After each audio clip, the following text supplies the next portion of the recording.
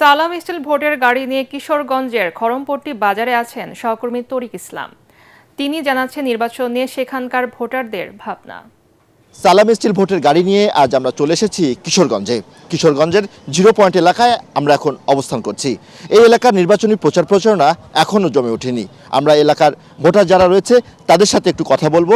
তা আপনাদের কাছে জানতে চাইবো এলাকার নির্বাচনী প্রচার প্রচারণা কেমন দেখছেন? ওইরকমভাবে এখনো চোখে পড়ে না নির্বাচনী প্রচার প্রচারণা। এলাকার সমস্যাগুলো কি আছে? এই এলাকার সমস্যা প্রধানত জলাবদ্ধতা, যানজট। আচ্ছা, এটাই সবচেয়ে বড় সমস্যা শহরে। আপনার কাছে একটু জানতে চাইবো, সামনে তো নির্বাচনে যেসব প্রার্থী নির্বাচন করবেন, প্রার্থীদের কাছে আপনাদের চাওয়া কি থাকবে, প্রত্যাশা কি থাকবে? এই কিশোরগঞ্জে যে যানজট, অতিরিক্ত যানজট, পাশাপাশি জলাবদ্ধতা আছে, পাশাপাশি আপনার যে শিক্ষা, স্বাস্থ্য, এগুলি তো আমাদের চাওয়া পাওয়া কি কিশোরগঞ্জের কাছে।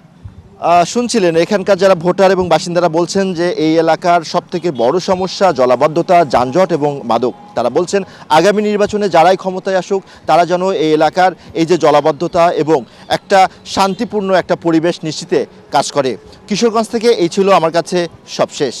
ভূমিকম্প সহনীয় মোস্ট ডিউরেবল দেশের প্রথম থার্মেক্স রড সালাম স্টিল। সালাম স্টিল বোঝে ডিউরেবিলিটি। সালাম স্টিল, মোস্ট ডিউরেবল স্টিল। সালাম স্টিল ভোটের গাড়ি নিয়ে মানিকগঞ্জে নির্বাচনী হালচাল জানাচ্ছেন প্রতিনিধি শহীদুল ইসলাম সুজন। সালাম স্টিল ভোটের গাড়ি এখন আছে মানিকগঞ্জ এক আসনে। আপনারা জানেন যে এক আসনটি কিন্তু ঘিওর, দৌলতপুর এবং শেবালয় 3টি উপজেলা নিয়ে গঠিত। এখানে প্রায় 4.5 লক্ষ ভোটার রয়েছে। তো আমরা এখানে বিএনপি, জামাত, বিএনপির বিদ্রোহী প্রার্থী, স্বতন্ত্র প্রার্থী রয়েছে। তো এই আসনটিতে আসলে মূলত ত্রিমুখী একটি ভোট যুদ্ধ হবে বলে আমরা আশা করছি। তো এই এলাকায় রয়েছে প্রচুর নতুন ভোটার। আমি এখন আছি মুন্না মেডিকেল কলেজে। এখানে একজন কথা বলবো নতুন ভোটারের সাথে এবং তার কি প্রত্যাশা আগামী যে প্রার্থী সংসদ নির্বাচনের ক্ষেত্রে, আমরা তার সাথে কথা বলবো। এই এলাকায় রয়েছে প্রচুর নতুন ভোটার। আমি এখন আছি মুন্না মেডিকেল কলেজে। এখানে একজন কথা বলবো নতুন ভোটারের সাথে এবং তার কি প্রত্যাশা আগামী যে প্রার্থী সংসদ নির্বাচনের ক্ষেত্রে, আমরা তার সাথে কথা বলবো।